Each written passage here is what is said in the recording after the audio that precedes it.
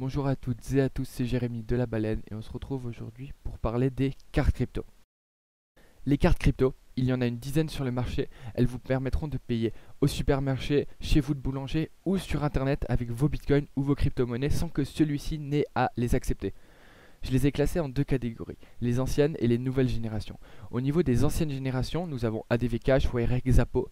Ce sont toutes des cartes qui sont là depuis quelques années et qui ont fait leurs preuves et vous pourrez donc trouver de nombreuses reviews sur internet. Alors que les nouvelles générations, elles ont d'autres avantages et d'autres inconvénients, mais elles sont là depuis seulement cette année. Par exemple, pour l'instant, nous avons seulement la Technics qui est disponible, de vraiment connue, mais sinon on a la Monaco, la Token Card et la Life Card qui devraient encore arriver. Ici, je vous ai fait un petit tableau récapitulatif des différentes cartes. En haut, vous pouvez voir que nous avons les anciennes générations, Xapo, Wirex, ADV Cash, et en bas, nous avons la Tenix, avec aussi Monaco, Token Card, Life Card. Je les ai quand même mis là-dedans pour que vous les gardiez en tête, mais elles ne sont pas encore disponibles, donc j'ai pas vraiment pu remplir ce tableau correctement. Donc, au niveau des Xapo, Wirex et ADV Cash, nous pouvons voir que le prix de départ, il n'y en a pas pour l'ADV Cash, mais il y en a pour Xapo et Wirex. Pour les frais, alors, Xapo et Wirex annoncent clairement 3%, mais ADV Cash on n'annonce pas, mais il y a des frais entre les devises, etc. Donc on se retrouve aussi à peu près à 3%. Au niveau des frais fixes, ADV Cash n'en a pas, mais il y a pour Wirex, Zappo.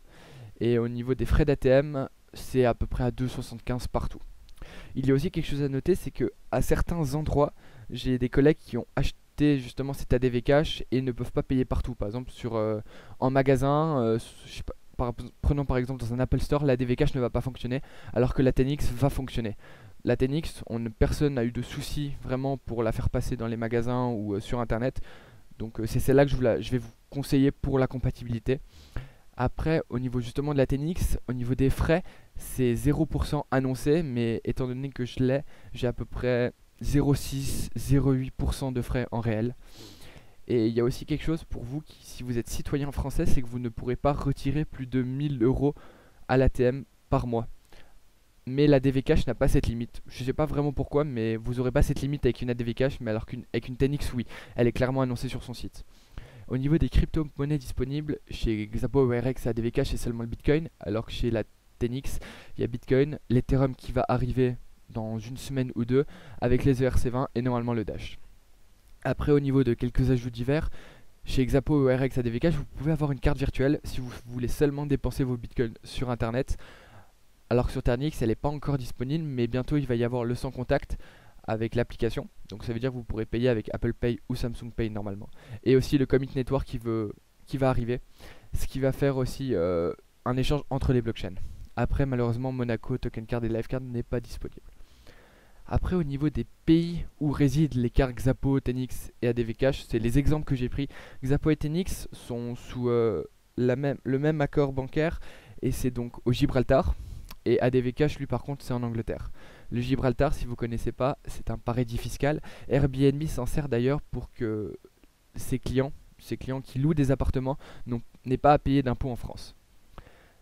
Après, au niveau des vérifications d'identité, ne pensez pas qu'il n'est pas possible de commander une carte sans donner son identité. La carte Enix, d'ailleurs, je l'ai devant moi. Il n'y a pas de nom, elle n'est pas nominative, mais pour pouvoir dépenser des sous avec, c'est 250 euros max sans déclaration d'identité, et après, c'est 250 euros à vie.